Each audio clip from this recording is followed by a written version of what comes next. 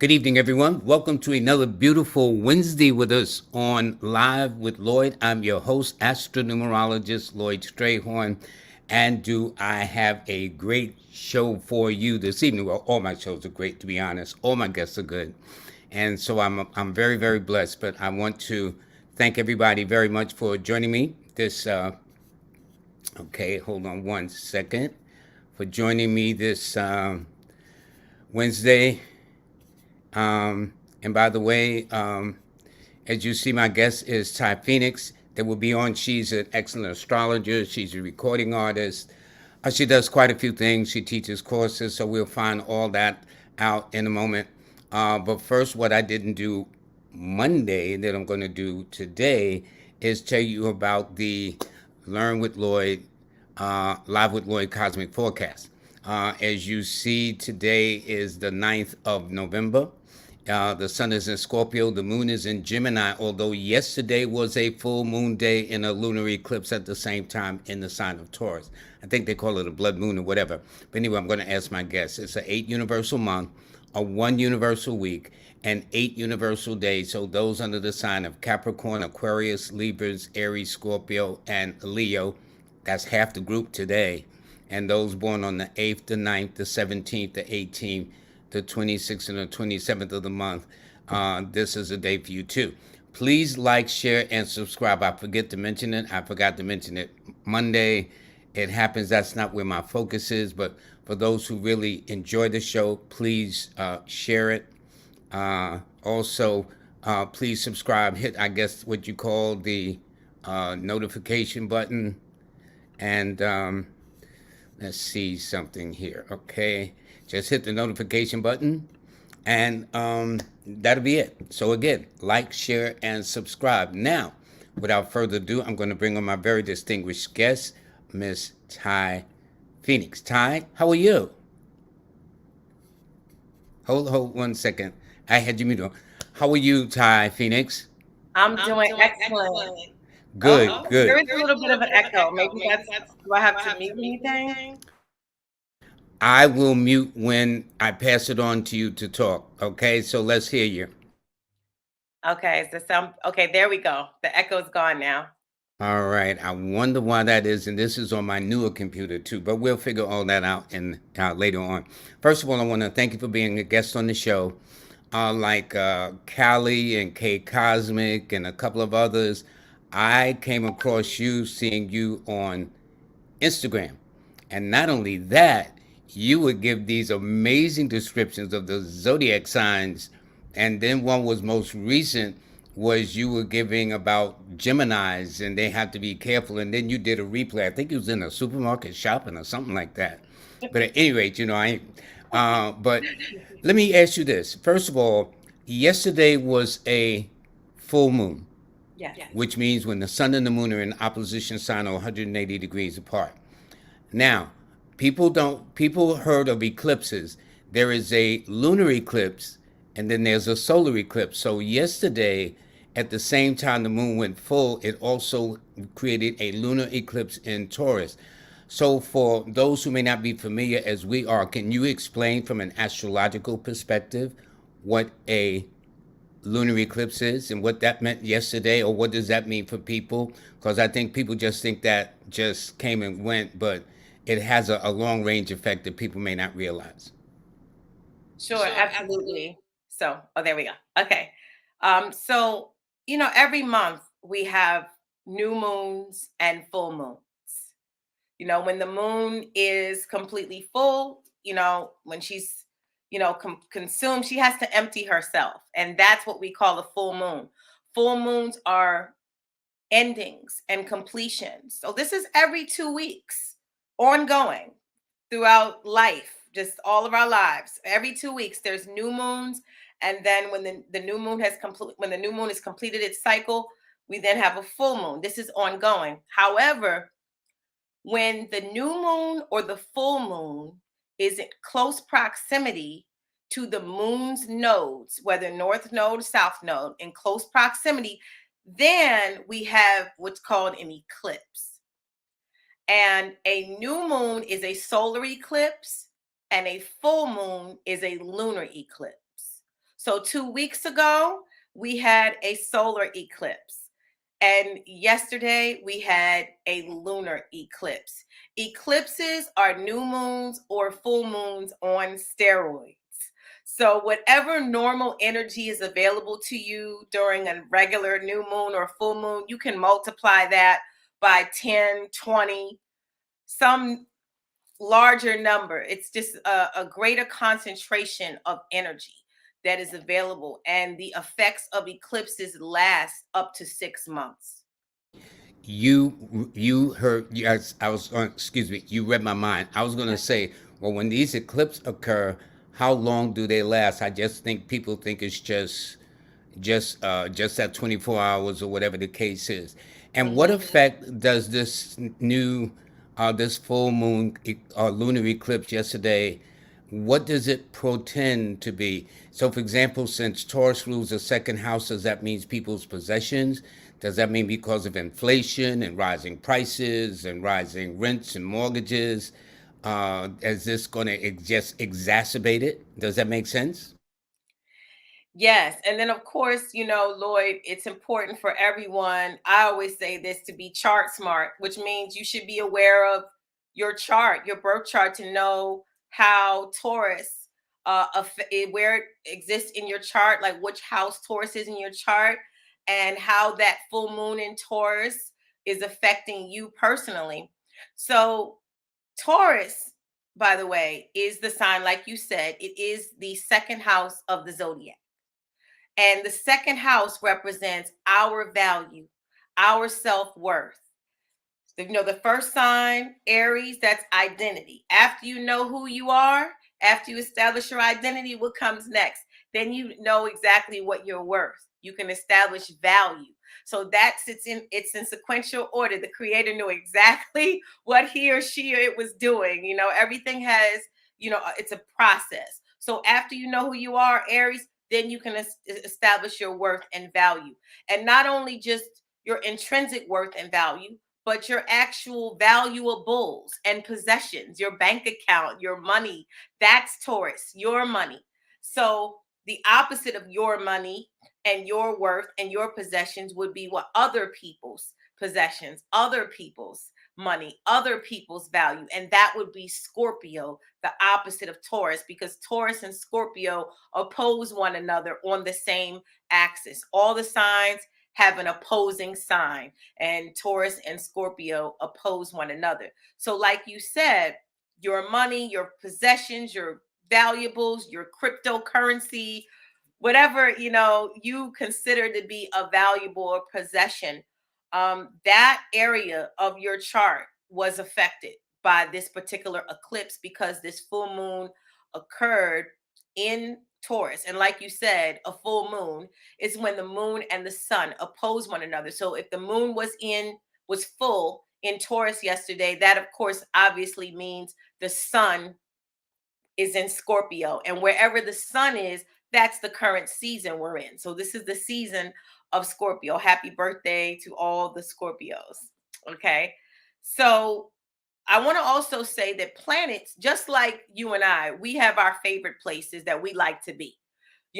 Some we love to be at home, with our feet up relaxing, or some people love to be at the mall if they love shopping. You have your places that, where you feel your best. And in astrology, that is called exaltation. And the moon is in its exaltation in Taurus, meaning it loves to be in Taurus. It does not rule Taurus. It rules Cancer.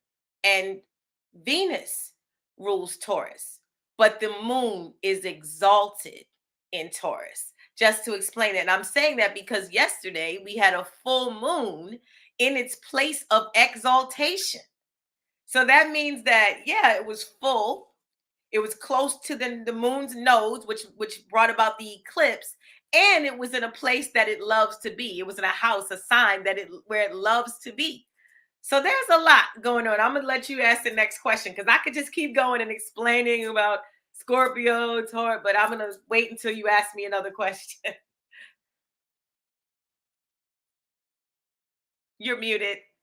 Yeah, this is actually great because of the fact that I wanted to find out, first of all, how did you get started into astrology? I guess that's a question they asked. I found mine as a passion in school, just reading signs. I was bashful, shy, whatever. How did you get into astrology? I have always had an interest, like just had a natural interest. Just ever since, at a much younger age, I just always gravitated to the science of the planets and planetary movement. And it's in my chart. Just to sound pretty typical, it's in my chart. People who have Aquarius placements and sometimes Piscean placements or heavy Neptunian or you know Uranian placements, that sometimes points to people's interest in esoteric studies or sciences, and astrology being one of them. I just gravitated so naturally, and my understanding of it was so fluid. I never really struggled with it. I really picked it up to where I wouldn't be surprised. The nodes in your chart indicate what you've done in your past incarnations, and I wouldn't be surprised. My nodes are in Leo Aquarius, so it just wouldn't shock me if I had some prior experience or knowledge in a past life as an astrologer or some sort of esoteric teacher, because, you know, it was so easy for me to understand. Like, sometimes I notice even just with when speaking to astrology clients or talking to just the people about their interest in astrology, sometimes people just really don't know the difference. They struggle between the difference, between, say, the moon in the transits. Like the moon currently in Taurus is in the transits, but you have the moon maybe say in Gemini in your chart. So a lot of people, when you say Jupiter's opposite the moon, and no, Jupiter's not opposite the moon. Jupiter might be opposite the moon in your chart, and so people get confused, but none of that really perplexed me. I just grasped the concepts very easily, very rapidly, which just kind of underscored for me that it was meant to be for me to be either teaching it and sharing it and making it very easy and understandable for other people in this particular lifetime. Well, I'll say this: the fact of your birth number, which is a 13-4, 4 rules the sign astrologically, the sign of Aquarius, which rules new age, new sciences, metaphysical things. Question: along my journey, I would meet people who said that astrology goes against the laws of God or something like that. Did you ever encounter that? And if so, how did you handle it? Absolutely. Unfortunately, I have encountered people who challenge the validity of astrology. A lot of them show up in the comment section on the social media posts, and they tend to be very uncomfortable. It seems like, from what I read in their comments, they're very uncomfortable because they say, one person told me recently, "You're cheating. You're looking into the spirit realm. You're cheating." And I said, no, I didn't really pull out a crystal ball or a deck of cards. It really, was the mathematical angles between the planets, and people have been observing this for thousands and thousands of years. So I just pretty much studied and memorized and observed for myself how these planets have conversation with one another and what those angles mean. And it seems to be pretty spot on. I'm not the only person that has observed the accuracy. There's been millions of people who've observed the accuracy as far as planetary activity and its impact on earthly events and human behavior. So, I there are many people, I believe, who are very skeptical still, but not because they did research and the research showed them that astrology isn't reliable or astrology is a hoax, just because they are refusing to challenge the beliefs that they have accepted, maybe from family members or just other institutions in society, school, religion, those are institutions in society. And Astrology, when you do your research, the reason why I'm alleging that a lot of those people have not done their independent research is because when you do the research, you will find that astrology actually plays a role in religion, in the development of organized religion through the centuries. Astrology was an integral part of how many of the mythologies in organized religion, the mythosophical stories, how they came into being, is even down to the idea, the concept of there being 12 apostles and one son, and there being, of course, 12 signs of the zodiac. And there's numerous scriptures that you could extract from the Holy Bible and other holy texts as well, not just the Bible, but other holy, so-called holy books, where you can see a relationship there between what is written and the stars and the planetary activity.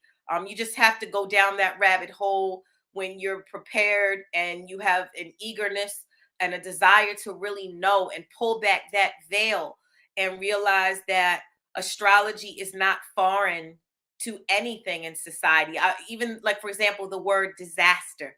If you looked up the word disaster in the etymology dictionary, disaster, astro, it means badly starred. Many of the words, down to Saturday, Saturn, Monday, moon, Monday, even the days of the week, there's a relationship there. So then when you want to be clear and you want to remove the misunderstanding and the false understanding and the wrong impression that you have, you will begin to see the interrelationship between astrology and just pretty much every facet of society. And you start to ask, well, what was the motivation for astrology to be removed from all of these different just areas of life? Why was it removed? Why was there a negative shadow cast on astrology to where people will attack you and me to this day for no reason? Well, I tried to explain it because I'm out of New York City and everybody just happened to come from the state of Missouri to show me state here in New York City. And I explain it this way. First of all, religion is a belief, which is why man goes to war. They think their God is better than your God. Then, when I explained to them, well, since the beginning of mankind, name me a war fought in the zodiac sign of Cancer, which is a sign you mentioned. Name me a war fought in the zodiac sign of Aquarius. They can't name me one. But then they get upset. So when I then go to say, because I'm a numerologist, that the Bible is a numerology book, you cannot find one chapter from Genesis to Revelations without going to a specific chapter and verse by numbers. And in fact, as I tell people, the Old Testament, the fourth book is called the book of Numbers, where all the 12 tribes, since you talked about the 12 apostles and things like that, the 12 signs in the zodiac, the 12 months in the year, are all there. It's so obvious to me. But there are some people who tend to have a problem wrapping their heads around it. But, I do the best I can, but I try to use a common sense. They cannot name me a war fought in the name of a zodiac sign, and they cannot name me a war fought in the name of a number. And I tell them when they do, I will stop right then and there on the spot, and I'll retire from this game. It's just like that.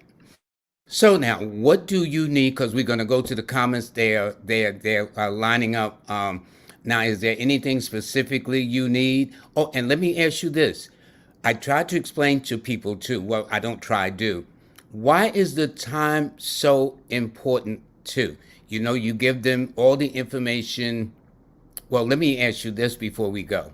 The question of the chicken and the egg. Which came first, in your opinion, numerology or astrology? Wow, that's a real question.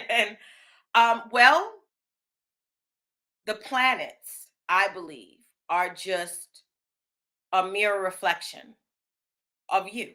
Like, everything contained in the universe, element wise, you have within you, I have within me. At some point, somebody had to calculate the distance between those planets. Um, Someone had to notice changes and fluctuations as far as the seasons and when certain things were occurring. So I'm gonna be honest with you. That's like saying, well, when whoever it was that looked up and observed and saw, okay, every time the sun seems to be in this position, every time the planet Mars seems to be in that position, we notice that crops grow better. We notice that people exhibit these types of temperaments or demeanor. We notice they started to observe how it was impacting the earthly environment. And at some point in the process of that, they had to be counting.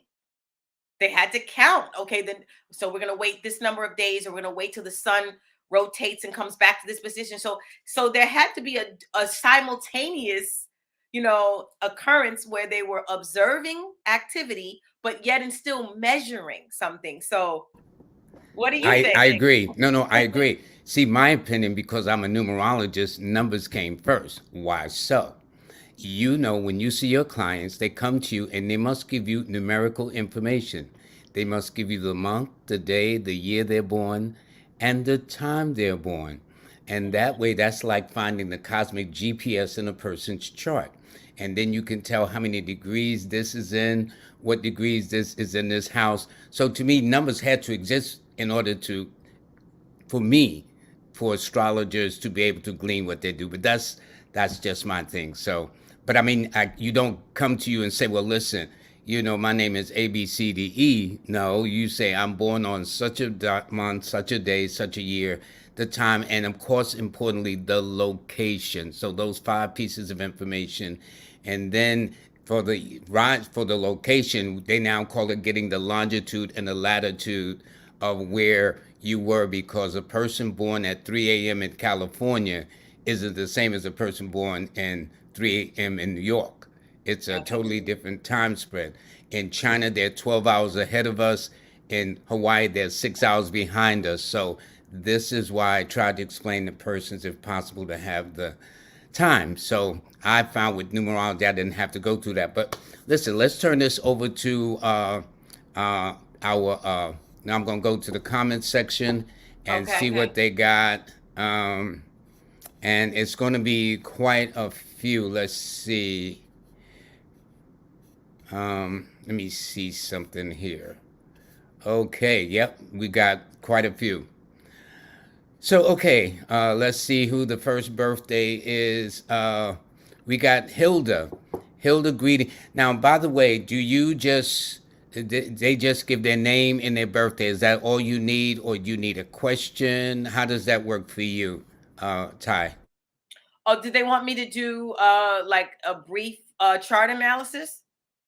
Is that what they're asking for? Like, I see people putting their birth information. So I'm looking at someone named Rebecca, and she has the birth time, the location, and of course the birth date, which is exactly what I would need. So is she asking for me to do a chart Well, analysis? it would, because we have so many people lining up.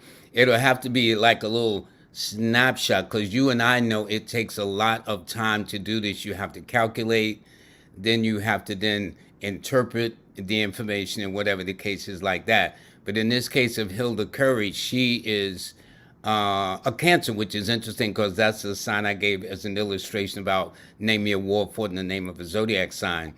So to me, the beauty of it is I know she's a Cancer. Okay. Okay. I know she is in the 4th house.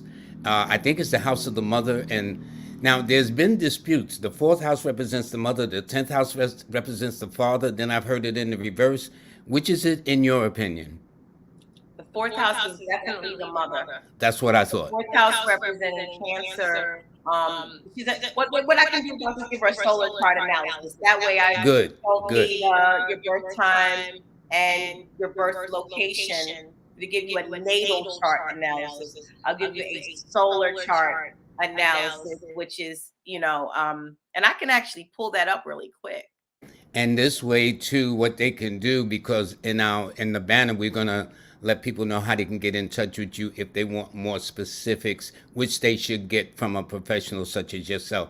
But in the meantime, let's just give a solar kind of like forecast in that sense. Okay. So as a Cancer sun, like what Lloyd just said, it is the sign of the mother, which is the sign of nurturing and the sign of caring.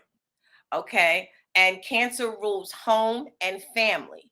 And by home and family, we don't just necessarily mean where you live when we say home, and we kind of somewhat sometimes don't just mean blood, but the home represents a situation, place, relationship, whatever that resonates with you on an emotional level. So, not necessarily a house, a condo, but home. Like how Luther Vandross says, a house is not a home. So, so you can live in a house or you could live in a 10-room mansion and it just doesn't feel like home. So, Cancer emphasizes the importance of home. So, your friendships, your romantic partnerships, where you work, it all has to feel at home for you. There has to be an emotional resonance there. So as a Cancer, you need to know that. I don't, like I said, I could pull up your birthday, the general placements on that day. I wouldn't have your birth location or time to know whether or not you not only have the sun in Cancer, but maybe you have Mercury there too and Venus there too, because Mercury and Venus are usually never that far off from the sun. So you either have, you have the sun in Cancer, so you either have Mercury in Cancer as well, or Mercury in Gemini, or Mercury in Leo. Never too far off from the sun. You're muted.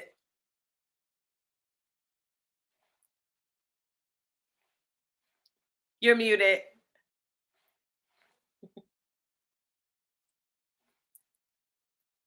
Thank you. There This we go. person is a water sign with a 5 number, which means they are intuitive and passionate about the things they do. Numerically, their key or important numbers are the 3, 2, and 7, and Thursdays and Mondays, along with Fridays, are their best days because 3 is ruled by Jupiter, and Jupiter rules Thursday, as you know. All righty. So we got this person here. This is L. in Linton, I guess. They are September the 25th. Peace and blessings, they say. So what about this person here? So she's a Libra, September 25th. She's a Libra. Again, I'm not really sure if you have Mercury in Libra, Sun in Libra, Venus in Libra. That's called a stellium, by the way. When you have 3 or more planets in the same sign, that's called a stellium. But I will tell you this, as a Libra woman, and Libra being, of course, ruled by Venus, and Venus representing beauty, allure, feminine mystique, and those sorts of things, it co-rules Taurus and Venus. Venus has a double job. Like some of us have 2, 3 jobs. So Venus has 2 jobs. It rules Taurus and Libra. But I always tell women who are Libra suns, as well as Taurus suns or Libra Taurus risings, that Venus is the ruler of your chart. So you should be using your beauty, your allure, your feminine mystique, all your energy to be naturally captivating. You should be using that to the best of your ability, because Venus is your ruler as a Libra. And that's the most general prescription I can give you as a Libra without knowing, knowing exactly, again, where you were born and whether or not you have the sun in Libra or, and Mars, opposite that in Aries or something like that. But just so you know, that's some pretty powerful information. You should be using Venus as much as possible. I know this person is a air sign with a water number, which means logic and intuitions at the same time. 7 being very analytical. That would be a part of their numerical makeup, as 7s like to analyze or go down the rabbit hole. Their most important numbers are the 7, 2, and 6, while Mondays and Fridays are their best days. Now, I've got this one from a gentleman named Tiye. They were born in Trenton, North Carolina on October the 15th of 59. No, they came out of. They said a shout out to Trenton, North Carolina. That's where my folks are from. But he was born here in New York City. Now he did put a specific birthday. Now if I'm not mistaken, you could almost tell where the sun is based upon the time of birth. So it's 6 o'clock on the eastern horizon AM, 6 on the western horizon, 12 noon at the top. So that means his sun would somewhere be somewhere, I guess, somewhere toward the ninth or the 10th house if you were to maybe do a quick chart. And I don't Yeah, know. he is a Libra. He's a Libra sun, and he was born at 1:33 in the afternoon. So you're right. That would be a little bit after the noon point there, which would make him more than likely a Libra. 6 a.m. Aries. I'm thinking more around the Cancer. We can, and you know what? Because he put all of his information there, it would take me 2 minutes. I'm gonna actually because he included all his information just to give people a sample, I guess, of what it looks like when I do a reading. So give me a couple seconds here, um, and I'm going to pull up. And and while she's doing that, I just want to let you know that sometimes everybody doesn't know the time. For example, while you're doing that, I found, Ty, that oftentimes there are people who don't remember, but oftentimes they were either born in the South or in the Caribbean. They will say, my mother said I was born on this day, but the birth certificate says I'm born on that day. And this would also work with the time, too. So I hope that doesn't break your concentration of bringing that information up right quick. Now, she won't be able to do this with everybody because then we won't get enough people in. But What is she's his just birth taking this time? one. His What birth time is 1:33 p.m. in New York City. 1:33 p.m. in New York City. Okay. So, and I'm mixing on a Capricorn because that's 12 o'clock. So New York City, exactly. All right. Let's see. Here we go. New York. All right. 1:33 p.m.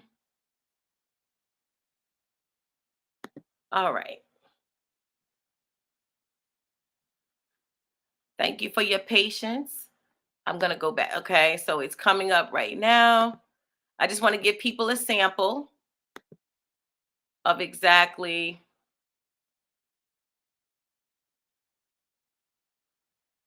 Let me make sure this is done right. While that's coming up, let me ask you. What was his birthday one more time? Because I'm on a different screen.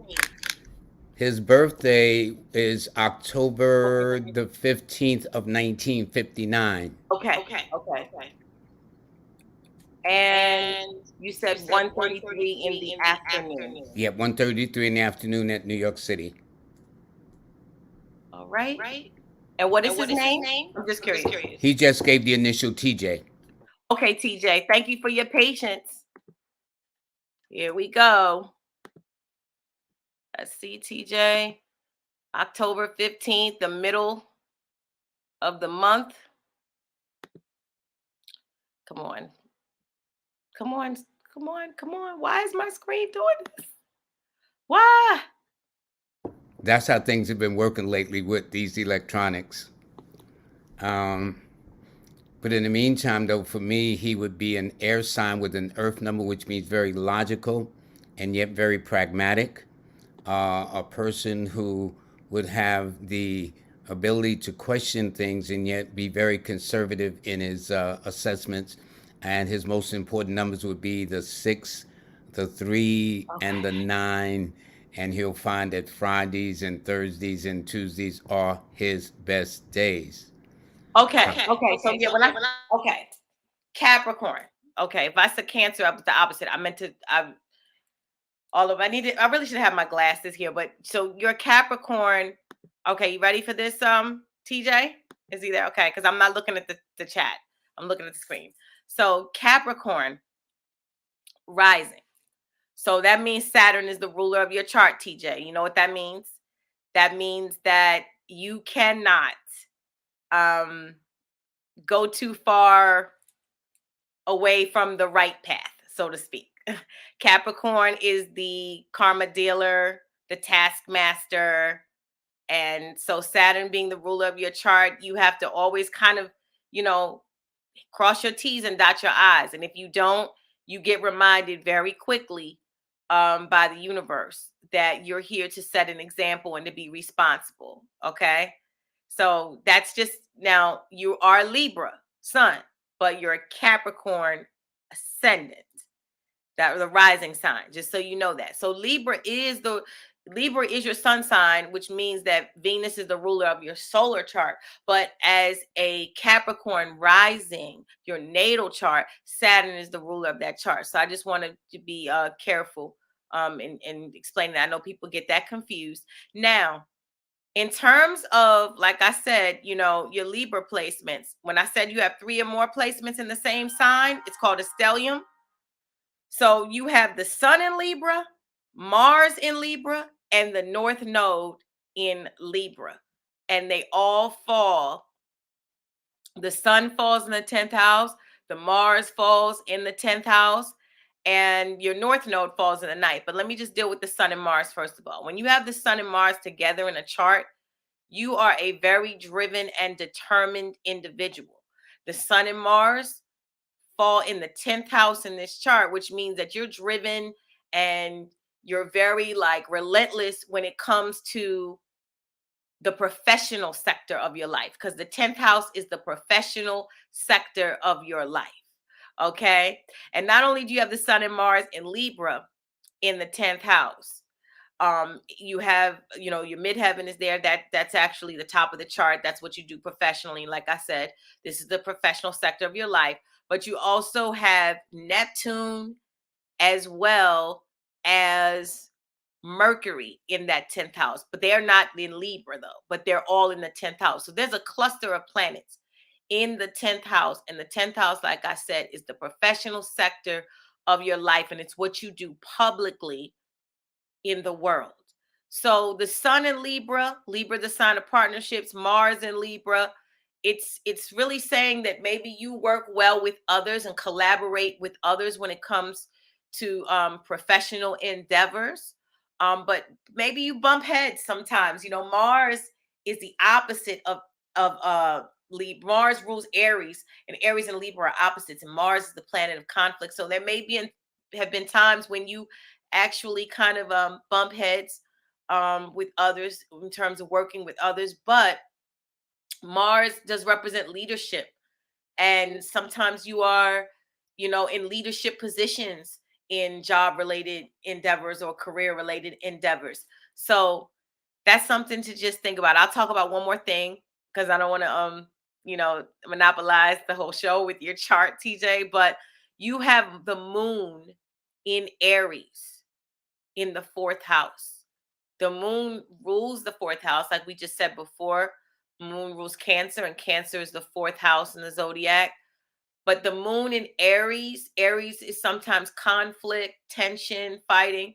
So oftentimes when people have the moon in Aries in the 4th house, where you have it here, they may have either witnessed or experienced themselves domestic altercations, domestic tension, domestic violence. Maybe you witnessed that growing up. Perhaps, I don't know, hopefully not. If the other way this can play out is people fighting for their family or fighting with family members. So it's Aries in the 4th house, people who have tension and sometimes bumping heads with with relatives. Now, the reason why I just spoke about the moon in Aries again is because it's opposite that Mars and Sun that we see here, and North Node in Libra. But to wrap it up, because again, a whole reading would take an hour, and I would go through obviously everything in the chart and explain to you what was in it and how you can make it work for you and how it's been playing out since the day you were born. And I would tell you what days you need to be aware of coming up. But the reason why I highlighted the moon is because it's opposite your sun in Libra, your Mars in Libra. in your Yeah, North Node. there are planetary rulers that have their fall. I think Mars has its fall in the moon or something. I know Venus has its exaltation in Saturn, or is it Saturn has its exaltation in Venus? It's Venus has, one well, Saturn has its exaltation in Libra, and in Libra Libra, which is is ruled Venus. by Venus. Yes, Yeah, okay. yes. All righty. All right, good. So Um, listen, everybody can't get a description like this. She just gave this as a sample. So we're gonna in all fairness, TJ, you are very lucky, buddy. Okay. it was Oh, his I lucky need to day. I need to ask you a question too.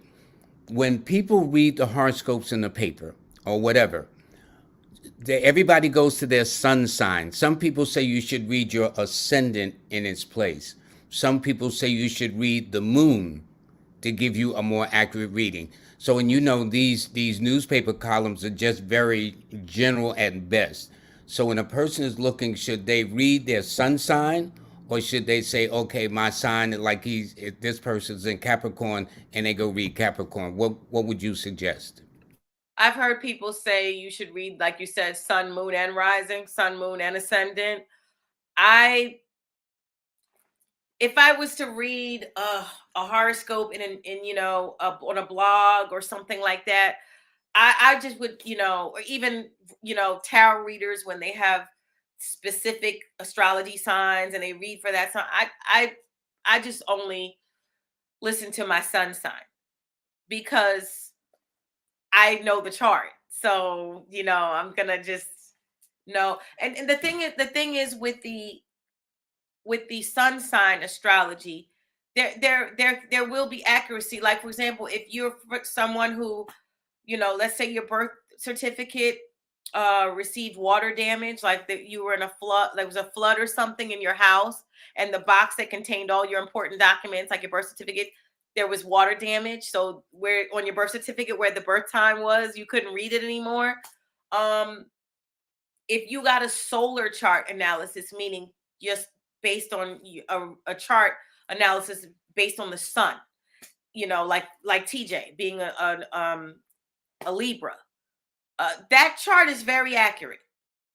So the solar chart where we read as Libra being the first house, remember his natal chart has him Capricorn, the first house, Capricorn rising. But if you would just read it as a Libra sun, that chart is spot on as well. So when you read horoscopes, it's very general.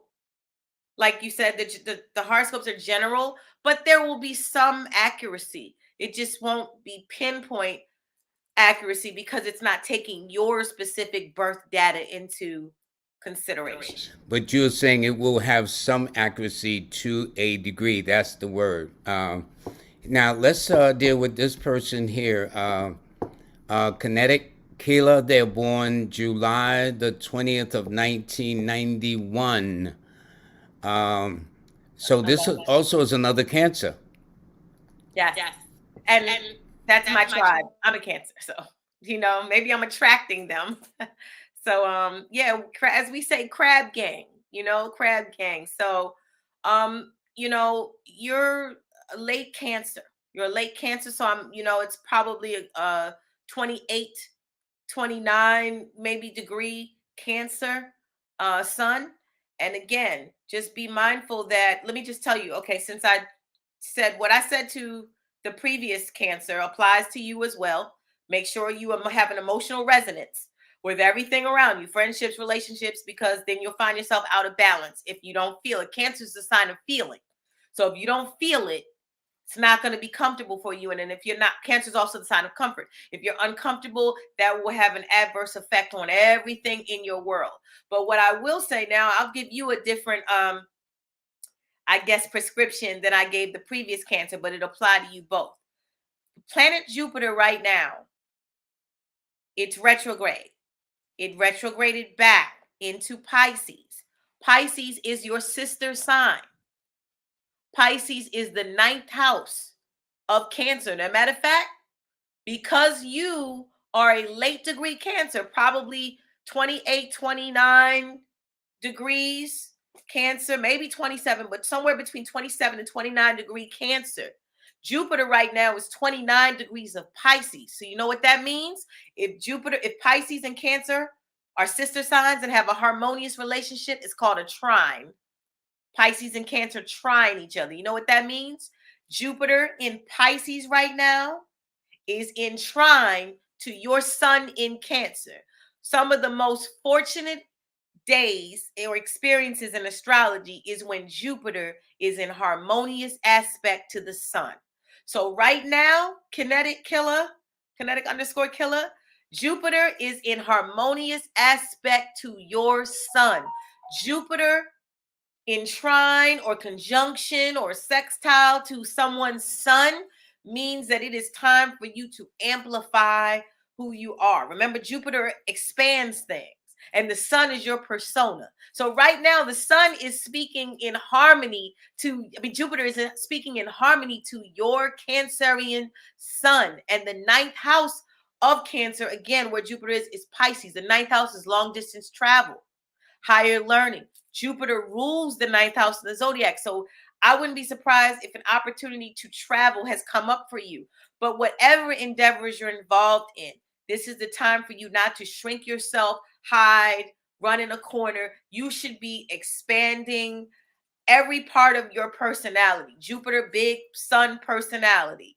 Jupiter, big sun heart. So just really, if you were looking for confirmation, should I go forward? Should I not be shy? Should I really just charge forth and present myself with confidence? You know, the sun rules confidence, Leo. You know, should I really just put myself out there? This was your confirmation. The Jupiter is going to be trying your sun for these next couple weeks. And when Jupiter retrograde ends, Jupiter leaves Pisces and goes back again into Aries.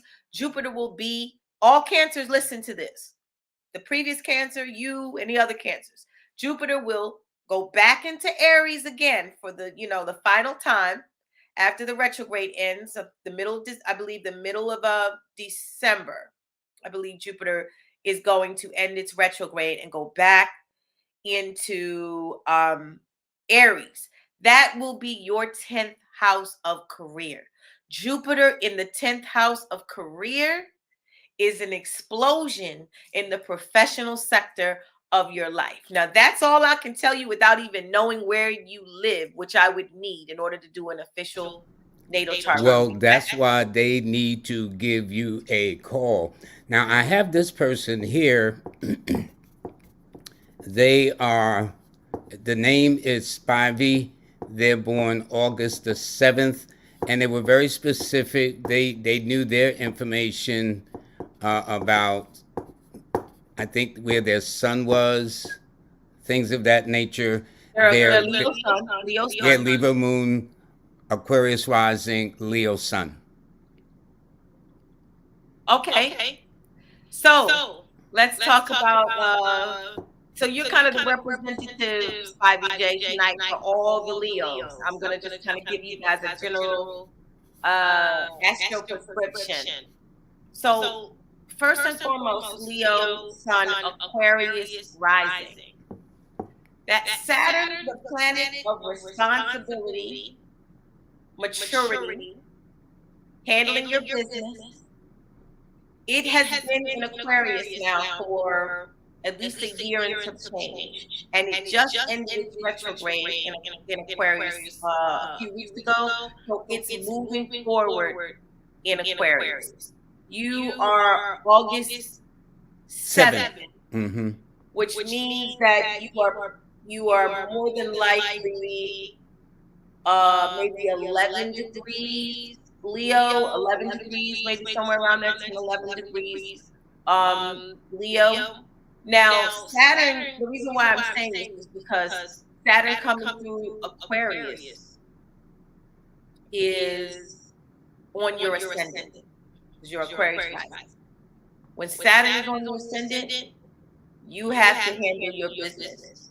You have to deal with the matters in your life with a sense of responsibility and maturity. Okay? Now, your Leo sun is opposite your Aquarius rising, which means your Leo sun is your 7th house of partners. Leo is a sign of love, fun, recreation, and children.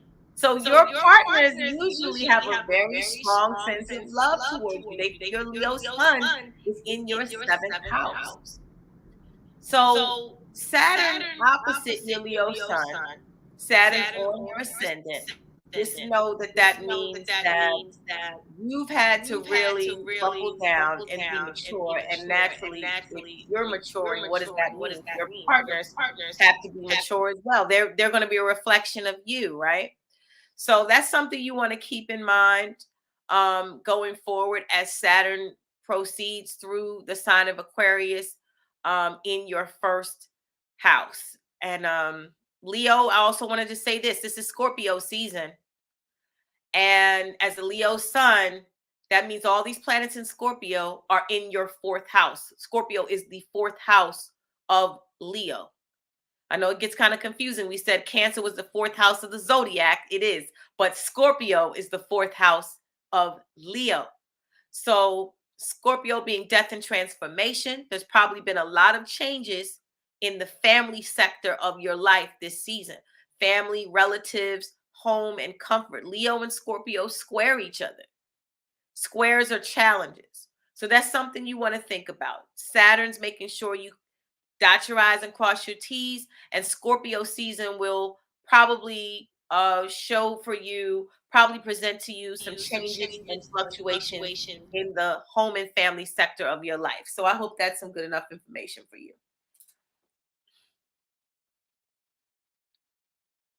I'm front and center here. I don't know if that means I should keep going. Okay, well, let me just keep going since Lloyd is I see it's myself. I don't see Lloyd, but let's keep going. So we had. There we go. There we Okay. go. Okay. I was gonna keep going and tell her about the eclipse. No, but what we do is I want to ask. There's a person that asked the question: the sign, the astrology you're using, is it topical or Vedic? Vedic is more Tropical. Indian astrology. Is that right? Tropical astrology. Tropical, rather. Okay, good. Now, this person here is Goddess Original. She says she's new to this. She's interested in what can be said about herself. She's born on March the 3rd of 1976. March 3rd, 1976. Well, I already know that she has Pluto in Libra. I know she has Uranus, probably the latter degrees of Libra. She is a Pisces. So Jupiter is on your sun. You're early Pisces. But Jupiter and Neptune both are in Pisces in the transit. So what does that mean? Just like I told the Cancer who I was speaking to before you, I said Jupiter in Pisces is trining your sun in Cancer. Well, Jupiter in Pisces is conjuncting your sun in Pisces. It's there. There's a wide orb because Jupiter's at the very last degree of Pisces, which is the very last degree of the entire zodiac. But you're an early Pisces, but still, as Jupiter has retrograded back into your sign, you want to take advantage of that and allow Jupiter to again expand your sun. Now, here's the thing I want to say about Jupiter that people may sometimes confuse. They get it, misconstrued. Jupiter is an amplifier. It is even in astronomy, not astrology. It's a planet that's filled with gas. It just literally like expands everything. And it can expand all things Pisces. So you having a sun in Pisces, it will expand all things Pisces. So what does that mean? That means, music, artistic expression, alcohol and drugs. It could be anything Pisces. So what you want to do is you want to be mindful of how you are expressing your Piscean energy, so to speak, because Jupiter will amplify it. If you get extremely drunk during this time, Jupiter will probably amplify that intoxication. Jupiter is in the sign of Pisces, which is intoxicants and substances, mind altering, body altering, internal substances. So, but you want to take advantage. I always tell people your state of consciousness determines how you express yourself through these signs. So if you are a high vibrational Pisces, that means you're tapping into humanitarianism, empathy, sympathy, connectedness to all mankind, spiritual awareness. That's the high expression of Pisces. If you know you want to indulge in substances, mind-altering substances, alcohol, that's one expression. So it's up to you to express the level of consciousness that you embody as far as how you represent your sign. So just make sure you tap into the highest expression of Pisces right now. And Jupiter will, I'm sure, amplify that. And you more than likely will like what you see. Here's what we do too. Uh, Believe it or not, we're almost approaching the hour. I'm going to keep you just a little over, but can you just, for those signs that we may have missed, like Capricorn, Aquarius, and other signs that raising their hand, what about my sign? I remember one time I saw you on IG, and you were kind of breaking. I think you were walking down shopping too. You were food shopping, but you was just running it. So can you start with Aries all the way to Pisces and give just a kind of critique, if that makes sense? Sure, absolutely. So we kind of already touched a little bit on Cancer, and more than anybody. For some reason, I don't know. Like Cancer got a lot of attention tonight. And that could be because, like, again, Jupiter is trying it and Scorpio is trying it. There's a grand water trine if you have Cancer placements right now. But okay, so Aries, um, Jupiter will eventually be back in your sign when it goes direct, and Jupiter will then be on your sun. So again, Jupiter, listen, the reason why I'm emphasizing this as far as Jupiter's movement is because everyone loves Jupiter. It rules Sagittarius, and that's the season where Santa Claus comes, drops off gifts. Jupiter amplifies everything. It brings blessings. So Jupiter coming back, just be mindful of that. That latter part of December, by I believe like when Capricorn season begins, Jupiter will be back in your sign for at least 3-4 months, going into the winter and the spring. Take advantage of that. Jupiter will not be back in your sign again for another 12 years. So take advantage of Jupiter bringing blessings to your Aries sun. Okay. Now, Gemini. Taurus. Well, you just had an eclipse, Taurus. You just had an eclipse. So you already know. But Uranus, the planet of sudden change. Remember, Pluto is long-term transformation. Uranus is sudden, unexpected. I didn't see that coming transformation. And you've had Uranus in your sign, Taurus, for a couple years. So in terms of, having your foundation rocked, and we know Taurus is an earth sign, it's about steady foundation. And Uranus coming in Taurus and rocking your foundation, that's like an earthquake. So this particular eclipse, along with Uranus in your sign, it just is telling you that as much as you like to be grounded and steady and stable and consistent and reliable, you're going to have to shift some things. And it's really not your choice. When we talk about outer planetary activity like Uranus and Pluto, you don't really have a choice. Saturn, Pluto, Uranus, those outer planets, Jupiter, you really don't have a choice. So you already know, Taurus, as much as you like things to be consistent, you've seen some unexpected changes. So in this season of Scorpio, which is opposite you, this is the season of other people, your mates, your friends, your coworkers, your neighbors. This season of Scorpio is the season of other people for you. You're seeing exactly who's staying, who's going, who's worth investing in, who's not. All those, Taurus Scorpio is about investment. So I'm sure you're seeing those themes play out. And again, if you need clarity, again, you can reach out to me personally for more details. And Gemini? Mars retrograde in your sign. Stop arguing with people.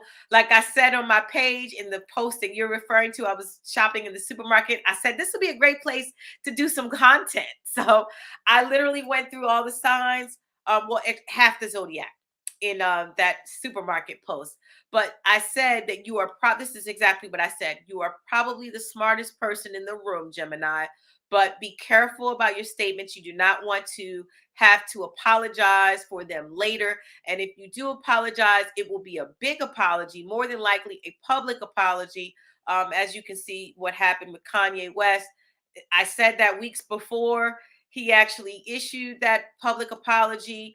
And I'm not saying whether or not he should or should not have apologized. I'm just saying the energy with Jupiter and Pisces being the 10th house, which is public affairs, 10th house of Gemini, that is a public apology for some pretty fiery statements. Remember, Mars is a fire planet. So just be careful about your words, Gemini. Mars is going to be retrograde in your sign until January 2023. So just think 5 times before you speak. Okay. Cancer, you had enough of a forecast today. So we're gonna Leo, we just spoke about you in terms of Scorpio being in your 4th house.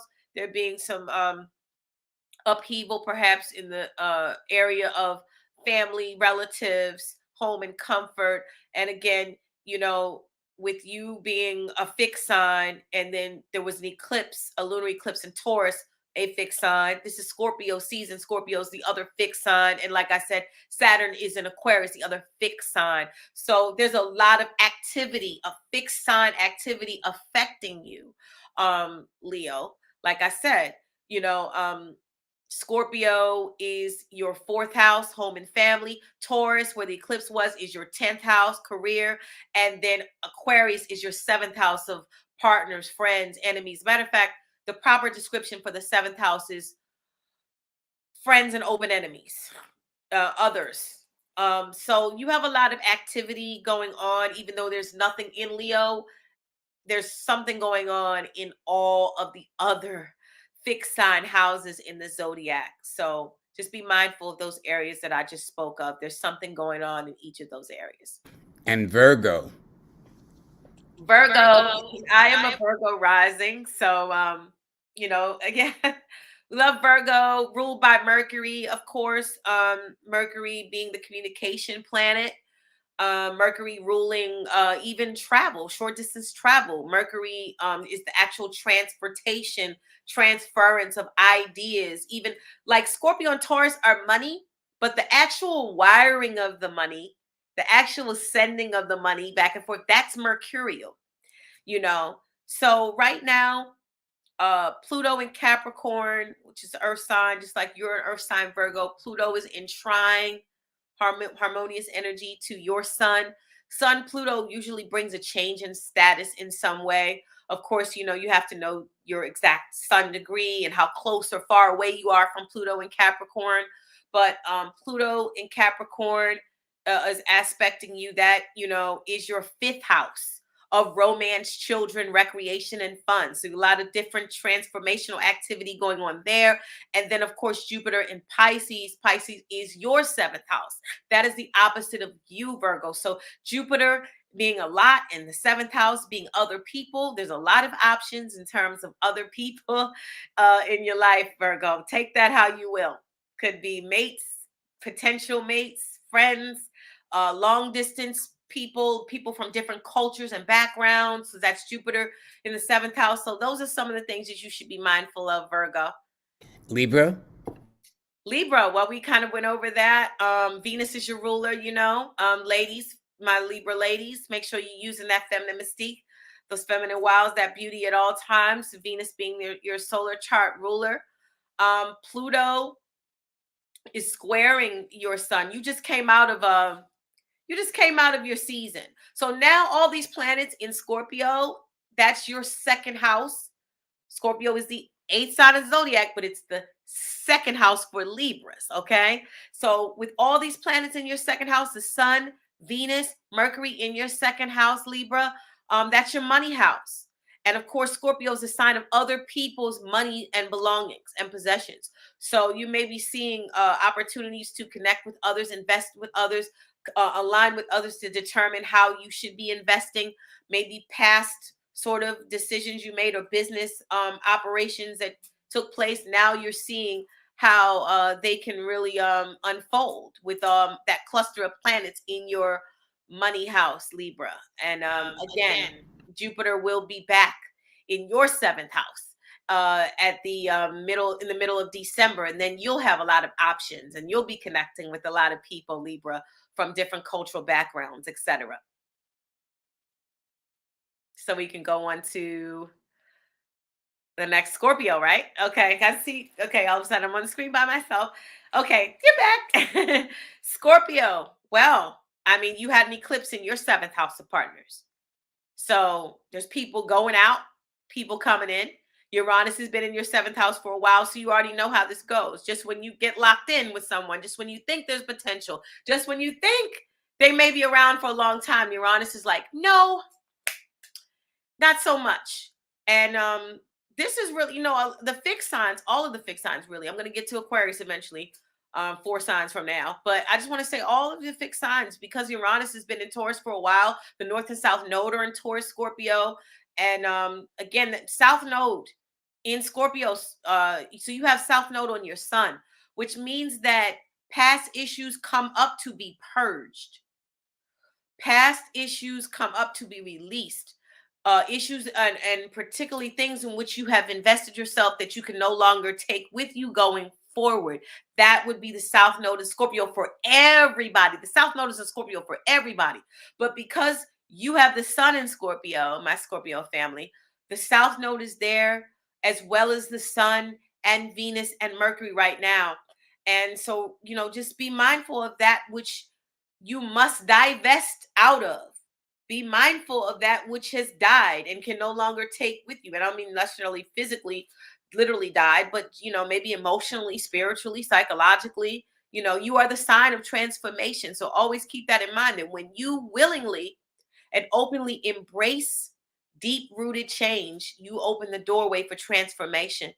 And then you're the phoenix rising from the ashes. So keep that in mind, Scorpio.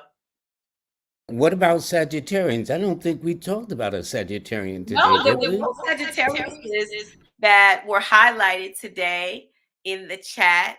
Sagittarius. So with this being Scorpio season, you know what that means. The sun, Venus, Mercury, they are in Scorpio, which is behind you.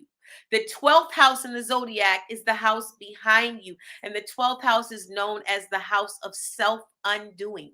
It means that those characteristics that you don't so readily see, that aren't so available to you, as far as like you being aware or conscious of them. So the sun, Venus, and Mercury being behind you, Sagittarius, that means there's some issues that will not fully reveal themselves until maybe a month or so from now, when the sun comes through Sagittarius and it's your birthday season. Then all of those issues that were hidden, Venus in the 12th, which is relationship dynamics you didn't know about, Mercury in the 12th, maybe some conversations that happened behind your back you didn't know about. When the sun comes through Sagittarius and it's your birthday season, all of those particular hidden issues will be revealed, because the sun will now be in your face, as we say in astrology. When the sun is in your first house, in your sign, it's in your face, shining a light on those issues that were behind you. So you want to keep that in mind. Capricorn. Capricorn, Pluto is finishing up in your sign. Pluto has been there since, I believe, 2005 or 6. It's been there for quite some time. Anytime Pluto, wherever it shows up in a sign, that is what it's breaking down. Pluto is the planet that rules Scorpio. It symbolizes death and transformation and rebirth. So Capricorn, you have been rebirthed for a long time, and this is the final stages. So if there's been anything in your life that you've been holding on to, any traditions, any ideas, philosophies, paradigms that you have been struggling to release, I'm telling you, before Pluto exits Capricorn by 2024, it's a let go or be dragged. That is exactly what will happen. So you want to allow Pluto to transform you. Let me tell you, Pluto on the sun is one of the most transformative transits that can occur in a person's natal chart. It's best not to resist it. It can literally be a complete rebirth of your identity. That's what it is. The sun is your identity, and then Pluto is, death and rebirth.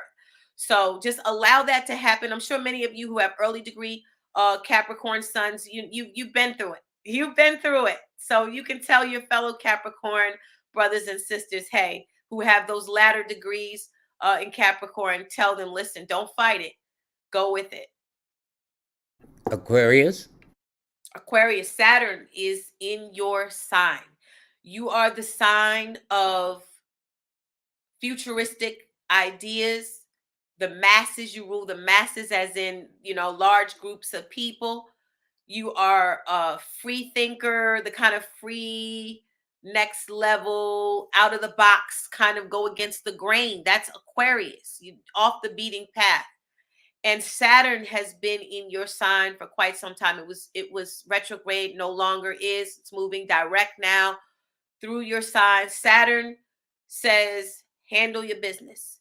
Saturn says get a structure, organization, be responsible. And Aquarius, of course, doesn't really follow structure. So it's been difficult, I know, to have Saturn there, Aquarius, saying you need a structure, you need organization, you need a plan. But you're gonna have to learn how to be, I guess, unique and cutting edge, yet still have some sort of organization and maturity about whatever it is that you're doing. So Saturn is handling you, it's getting you right together. And Isn't Saturn the original rulership of Aquarius?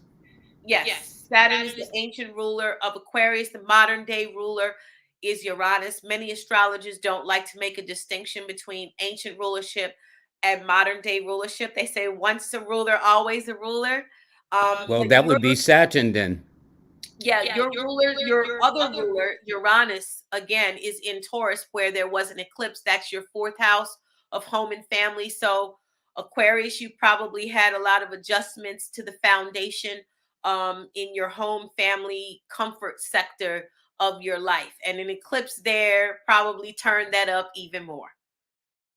And finally, Pisces. Pisces, like I said, with the last chat, the person we spoke to, whose birthday was March 3rd, Jupiter is just visiting your sign again for the final time.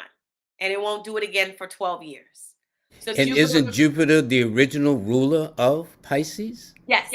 Jupiter is the modern ruler of Sagittarius, the ancient ruler of Pisces, and the modern ruler of Pisces is Neptune. And actually, both Neptune and Jupiter both are in your sign right now. So both of your rulers are on your sun right now. So I'm talking about all things mystical, dreamy, and surreal, that represent Piscean energy. It's extremely amplified right now. Jupiter's retrograde in Pisces and Neptune is retrograde in Pisces. So you're probably seeing a lot of we all are actually past experiences where you were unclear, because Pisces sometimes is murky, unclear, Neptunian, and you might have been unclear and had information incorrect. So with Neptune in Mercury retrograde in Pisces and Jupiter retrograde in Pisces, we're getting opportunities to receive clarity where there was not, and where information may have been just completely false. You're getting a revisitation, if you will, to get clarity. But I will say this, wrapping up, Pisces, you are the last sign of the zodiac, the last stop. So in terms of your spiritual awareness, your spiritual maturity and growth, the more you evolve, the higher your state of consciousness in terms of that expression of Pisces, you will be a transcendentalist, if you will. You will transcend this entire wheel, and really just be in that upper top tier level of awareness. So you want to keep that in mind, as Jupiter, which is the planet that rules higher learning and higher principles and moral truths, as it's revisiting you now for the last time for the next 12, until 12 years from now. You want to just tap into that upper level, top tier spiritual awareness right now, and just kind of like beam yourself up to greater levels.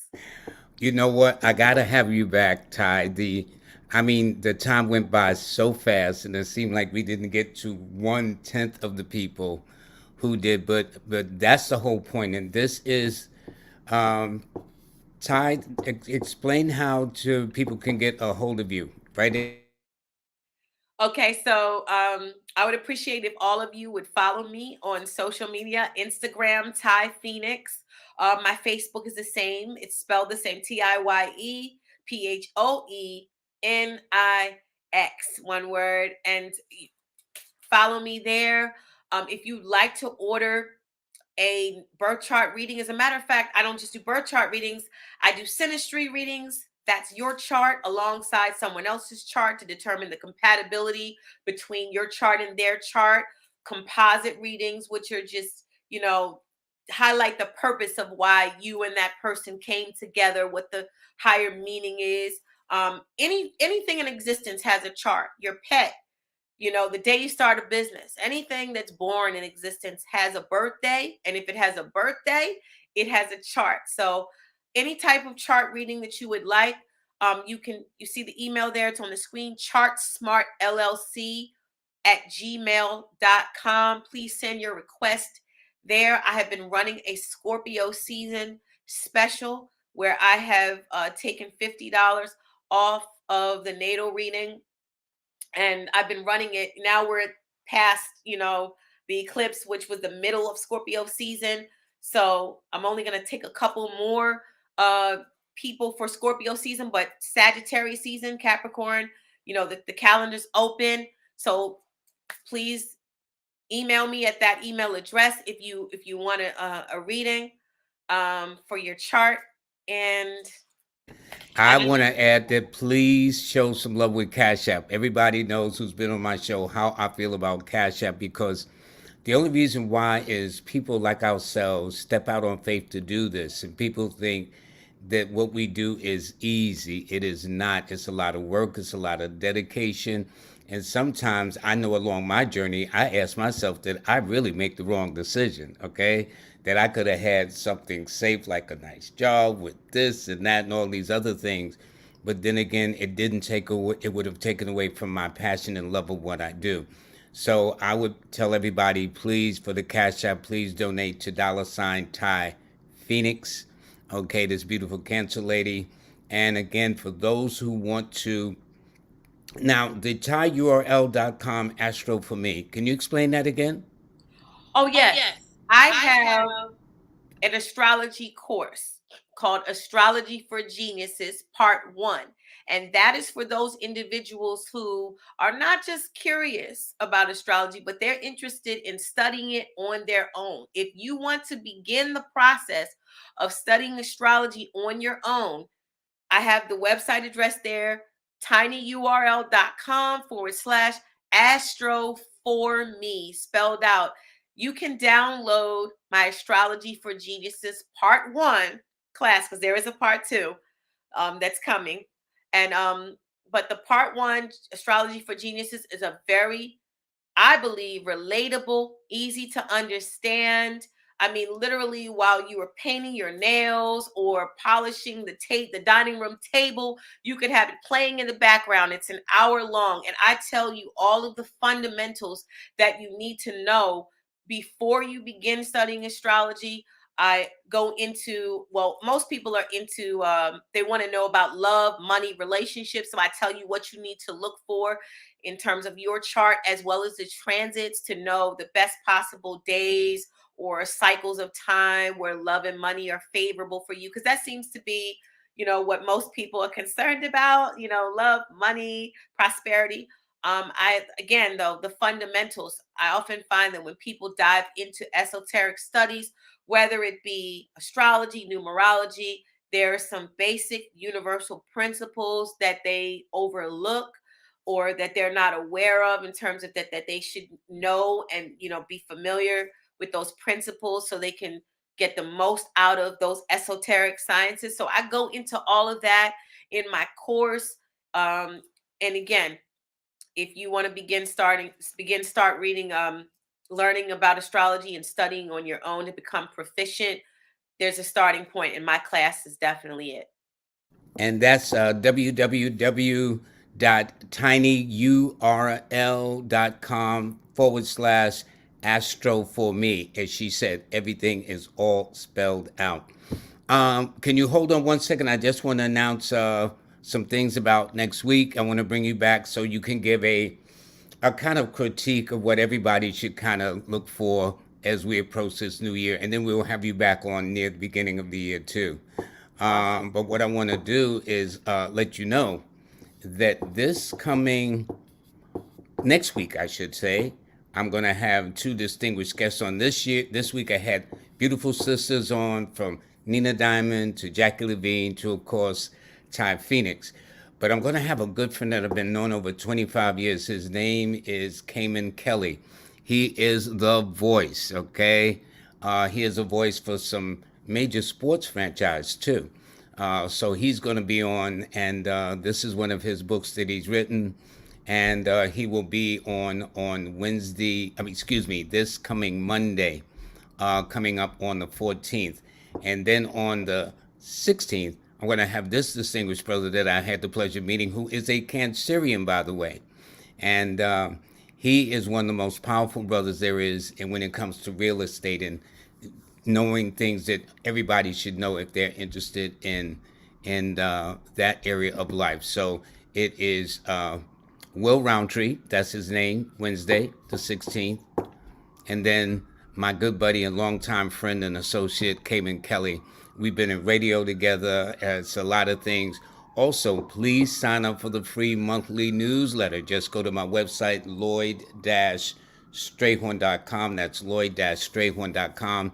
Sign up for the free monthly newsletter. And tomorrow, I will be on Clubhouse. Alrighty, that is my show is Live with Lloyd, and excuse me, Learn from Lloyd, and it's Thursday at 7 p.m. And I invite professionals, novice, beginners, whatever the case is, because it's about learning and sharing. So again, please sign up for the free monthly newsletter for November. Next Wednesday, a week from today, we're going to have this distinguished brother on, Will Roundtree. And then on Monday of next week, we're going to have my good friend and longtime buddy and associate too, Cayman Kelly. Alrighty, so with that out the way, folks, I want to go back to Ty Phoenix. Ty, I want to thank you so much, dear. Any parting words astrologically for our viewers? Yes, my Chart Smart is the name of my astrology company. I want to say that any of you sign up for a chart reading, I definitely you'll see I love reading the charts. It's an hour long, usually an hour long, so a lot of information, but it's recorded. You're able to listen to it, and then we can connect, and you can share with me any sort of questions or any clarity you need. We can go over it. But my Chart Smart saying is, stop guessing, the stars tell the story. So I want to say that in terms of any area of your life, there's no need for you to be in the dark or to guess. The stars have told the story. So stay Chart Smart.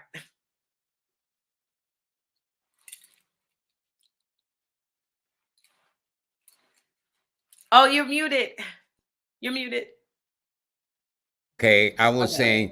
saying, thanks so much. I'm glad you walked down the aisle when I saw you giving those assessments of the zodiac signs, and then I says, "Well, I got to have you on the show," not knowing that you have known of me since Washington D.C. when I would come into that area. I did. I actually put a post up today on my page, and I said that years ago I went to see you in Midtown. You had an office in Midtown. You remember that? Like, I went to get a numerology reading from you when I released my debut album, my debut solo album, and I said I need to find out the best days and how many songs should be on the album and the length, just all number related information. And I was like, I've got to go see Lloyd Strayhorn, because growing up in the DMV area, I was familiar with you on radio. So when we connected, like through Instagram, I was like, he has no idea about this. But this is an example of how life comes full circle. Yeah, and I've read and talked to so many people, and in fact, there's this recording artist named Jean Carn. She was featured on TV One, and she approached me about her name, and I told her to add an E to her last name, Carn, and she said that that next release was her best of all the ones previous, and then she autographed the CD to me, which I have in my collection. She said, "Thanks for putting the E in her name. So it just goes to show you, just goes to show you. Thank you so, so much, Ty. I appreciate you very, very much. And you have a blessed day, okay? And Thank we'll be you. back. I'm definitely going to have you back too. So everybody, I want to thank you very, very much for joining us. I want to thank my guest, Ty Phoenix, especially for taking her time out to, um, share her astrological wisdom. She is very, very detailed, as you see. For those that I didn't get to, there will be a point because one day this month I got a show where I'm going to be my own guest, and in this way I'll run through the numbers right quick, so it'll be fun. All right, but everybody, I want to thank you very much. Please, please have a nice day. Be safe. Have a pleasant weekend. And as you see, the weather's changing. The time went back, at least here on the East Coast. And everybody, take care. Until then, thank you.